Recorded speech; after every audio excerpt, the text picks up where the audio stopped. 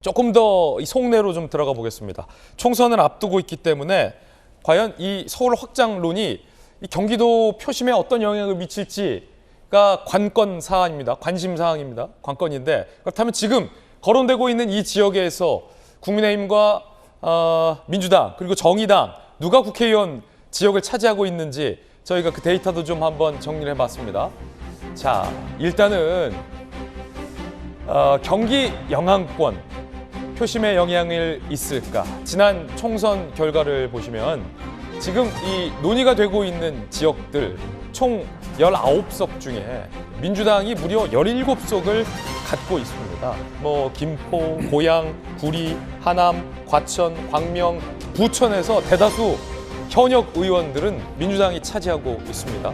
국민의힘은 안철수 의원이 성남에서 한 석을 겨우 확보한 지난 총선 결과를 볼 수 있습니다. 아시다시피 고양에서는 심상정 의원, 정의당 심상정 의원이 한 석을 확보하고 있는 그런 상황이죠.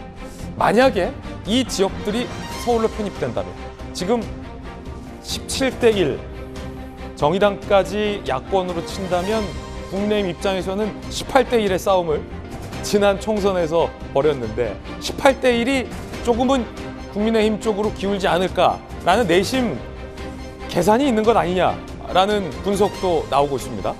자, 그리고요. 내친 김에 좀 더 보면 지금 편입 지역에 인접한 서울의 의석수도 좀 보겠습니다. 총 16석입니다. 이건 16대 0입니다. 16대 빵. 서울 강서 양천 구로 금천. 이 편입 지역과 맞닿아 있는 서울의 지역구고요. 은평, 마포, 중랑, 강동 모두 다 민주당이 차지하고 있는 서울 인접 지역구입니다. 서울 지역구인데 경기 인접 지역구죠. 맞닿고 있는 거죠. 그러면 과연 이 서울이 확장되고 김포, 하남 등의 서울로 편입되는 지역의 민심이 심상치 않다면 거기에 인접해 있는 서울 지역구 현재 16대 빵인데 어떤 영향이 있을지도 총선을 앞두고 미묘한 관심사입니다. 이런 건 좀 계산 잘하는 정법준께서 분석을 좀 해보신다면 어떻습니까? 일단 편입이 거론되고 있는 지역 입장에서는 서울로의 편입을 호재로 좀 받아들이는 분위기도 읽히는데 네네. 표심에도 좀 영향이 있을까요? 그 옛말에 말은 제주로 보내고 사람은 서울로 보내라고 그랬잖아요. 네. 그러니까 다들 서울 특별, 거기에다가 이제 서울은 특별시라고 하는 또 특별까지 붙어 있으니까 웬만하면 서울시에서 살고 싶어 하지 경기도에서 살고 싶어 하겠습니까? 그렇기 때문에 표심에는 사실은 어느 정도 영향은 있을 수 있다. 저는 그런 생각이 들고요. 이게 정의당 심상정 의원까지 포함하면 국민의힘 입장에서는 지난번 선거가 18대 1 싸움이에요. 우리 흔히 영화에서 18대 1로 싸웠다 이러는데 그 18대 1이 진짜 28대 1이군요. 그다음에 제가 봤을 때 다른 예. 걸 다 떠나가지고 지금 행정구역은 실생활에 맞지가 않습니다. 변경이 필요해요. 왜냐하면 경기도 인구가 1,300만 아니겠습니까? 네. 그런데 경기도는 서울을 중심으로 해가지고 남북이 확연하게 갈려 있어요. 그런데 우리나라에 경상도, 전라도, 충청도, 남도북도 있잖아요. 경상도, 전라도, 충청도가 인구가 1,300만 됩니까? 훨씬 못 미치는데도 불구하고 남도북도가 있는데 경기도는 그 인구가 1,300만이니까 서울의 960만보다도 훨씬 많은 그런 인구를 갖고 있는데 그럼에도 불구하고 경기도가 하나로 되어 있으니까 이게 현실과 맞지 않는 그런 측면이 있다. 그렇기 때문에 다른 사람도 아니고 김동연 지사가 현 지사가 이거 남도북도 분도해야 되는 것이 아니냐 그 이야기가 나왔던 것 같고요. 그렇게 되면은 저기 김포 입장에서 딱 보면은 남쪽에도 못 붙고 북쪽에도 붙기가 어렵고 그렇잖아요. 만약에 그 경기 남도가 된다라고 하면은 서울하고 그 인천하고 여기 딱 돼가지고 거의 섬처럼 고립되어 있고 그렇다고 북도로 가자니 또 강을 넘든지 바다를 넘든지 그런 식이 돼야 되니까 그렇기 때문에 여기에 김포와 관련해 가지고는 조금 전에 박정아 의원님 말씀하신 것처럼 이와 같은 논의가 발생할 수밖에 없었던 거고요. 그다음에 이 논의가 발생이 되니까 그러니까 다른 그 인근에 있는 위성 도시들도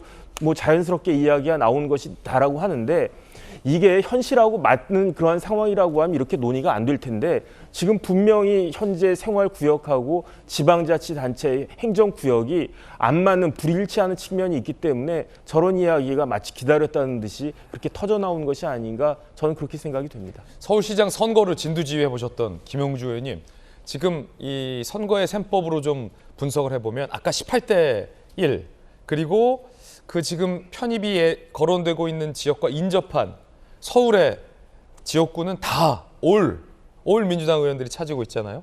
이런 이 메가 서울론이 서울 표심에 좀 영향이 있을까요? 어떻게 보십니까?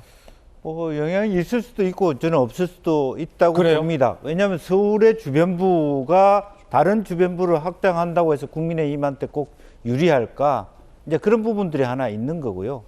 또 실제적으로 물론 이제 서울에 들어와서 근데 노원처럼 아파트가 많이 지어졌을 때 혹은 강동처럼 아파트가 지어졌을 때 성동도 마찬가지입니다만은 보수화되는 경향은 분명히 있다. 그러나 당장 그런 효과들을 거둬낼 수 있을까라고 하는 부분.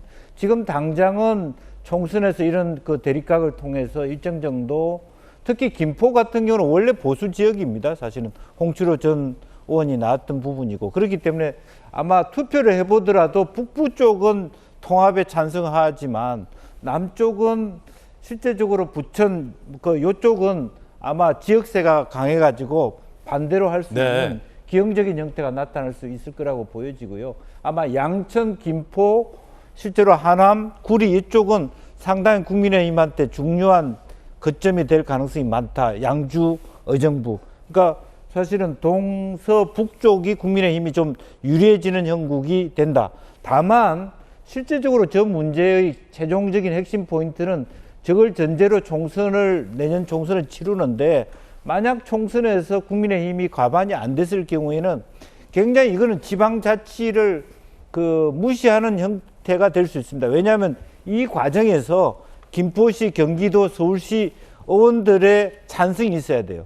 그럼 지금 현재 국민의힘이 생각하는 거는 경기도 의원들과 서울시 의원들 모두를 다 찬성으로 돌린다는 전제인데 그것이 과연 자치의 정신에 맞느냐. 상당히 또 도의원들이라고 하는 것이 굉장히 경기도는 거의 박빙이거든요.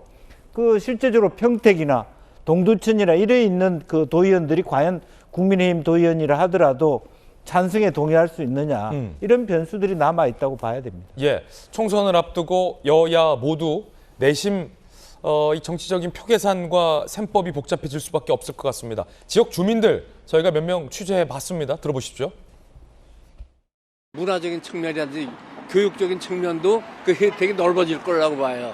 집값이 상승할 수밖에 없죠. 기분이 김포 사나 서울 사나 뭐 서울 산다는 게 더 편리하잖아요. 좋잖아요. 인식이. 서울시에 있는 쓰레기를 김포 쪽에 소각하지 않느냐 이런 얘기가 많이 있거든요. 선거를 위해서 하는 얘기가 아닌가. 여기는 전화도 서울 전화고 이 다리만 건너면 서울이잖아요. 생활권 자체가 잠실, 강남에 계신 분들이 많이 있기 때문에 여기 거의 서울권이라고 보시면 될 것 같아요. 구리시가 사실은 김포보다도 서울에 접한 길이가 더 깁니다. 서울 구리구로 하는 게 맞죠?